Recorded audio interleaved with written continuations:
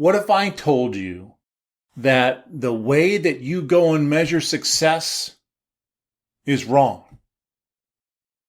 What if I told you that looking at sales and profit or wins and losses was exactly the wrong thing to do if you truly want to be successful? Leaders and organizations all over the world are so fixated on going and achieving their specific KPIs that they've developed dashboards and spent so much money to be able to go and identify how they're doing to each one of these specific metrics without really realizing what needs to honestly be done to attain those numbers.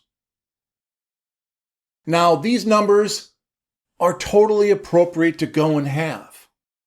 But let me give you an example of how you can look at success differently, which may transform the way you look to lead. So I'd like to give an example of basketball. If one were to ask what the measure of success was for basketball, most people would say wins on the scoreboard. What does that actually entail, though? Obviously, you have two sides. You need to score more than the opponent, and you give up less. And if we looked at that offensive side, your scoring part, what needs to happen for you to be able to go and score more than your opponent to win the game on the scoreboard? Well, some of the things that you can look at is shooting at a high percentage. Another one could end up being getting more possessions, offensive rebounds, and have fewer turnovers. So you have more possessions, more opportunities to shoot the ball into the basket.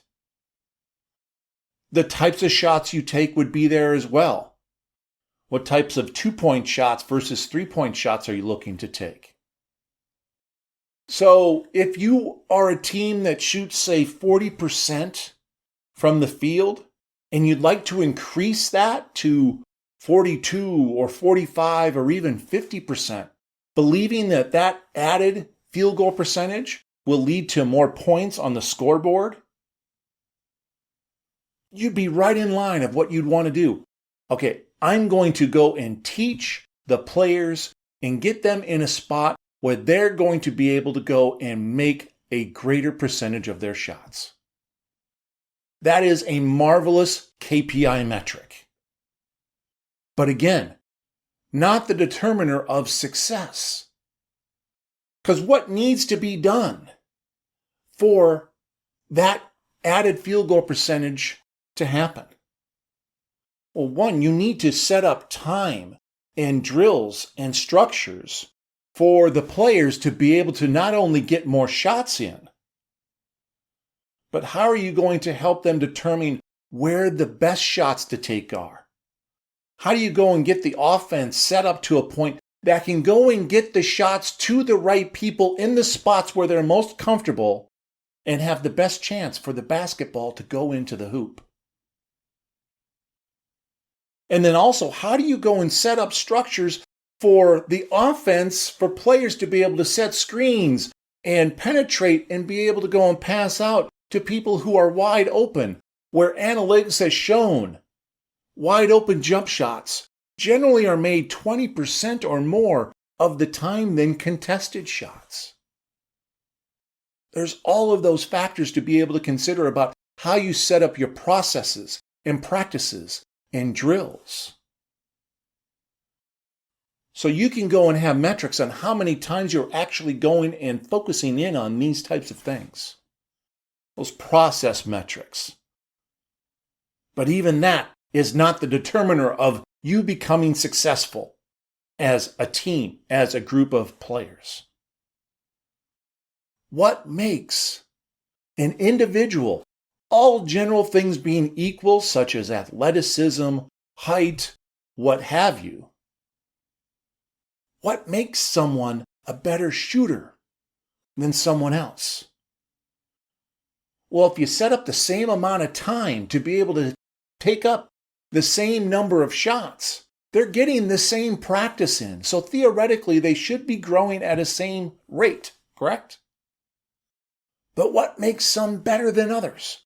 What makes some players improve their shooting more than others? The 4 fundamental forces of leadership: love, respect, service, and fun are core components for each player to have the intrinsic motivation, that fire, that love for improvement, for the process, to respect, to see again, to look back at how they actually go about shooting, how they look at their footwork, how they come off screens. That they go and serve, not only themselves to get themselves in a position to be able to take better shots for a higher percentage, but how they can go and help serve teammates to get them better shots that go in the basket more. And that they have fun doing it. Those individuals that have a greater grasp and a greater practice of the 4 fundamental forces will practice the shots in different ways and look for ways to be able to go and improve the nuances, the little 5% that makes people and organizations more successful than others. And when they practice it differently, there's going to be an impact in the shooting percentage, which has then an impact on the score that comes in the game. So, if you're a leader, in order for you to be able to reach that scoreboard victory, you need to go and reach down at the bottom levels to go and build the intrinsic motivation and the 4 fundamental forces within those that you lead that go and drive them to become better than they think that they could be, that they practice in a different way. And when you set that up, they're able to transfer those capabilities into anything and everything that they do to be able to make what they practice more impactful. Think about that when you think about what makes a financial analyst better than someone else. They can pull reports just like anyone else. They know Excel just like anyone else. But what makes a financial analyst better than all of the others? They probably respect the information that they go and get, and maybe they pull things a little bit differently because they understand the business need a little bit better. They love what they do more. They respect the situation to be able to see the business need and not just pulling the report. They're looking to go and serve the teams that they go and support. And they have fun with what they're doing. This is the essence of the Affiliate Group Success Pyramid.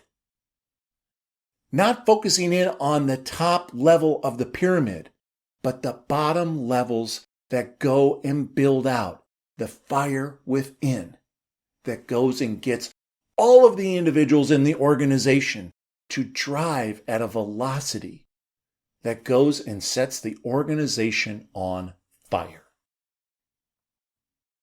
Think about that as you look at your organization and how you actually go and drive your KPIs and what could be done to be more impactful as a leader, to be able to go and get people aligned to not only those KPIs, but the mission and the process, that they start looking at things differently and find that 5% of nuances and mutations that go and transform not only the individual, but the organization. Thanks for the time. Really appreciate it. We'll talk with you soon. Cheers.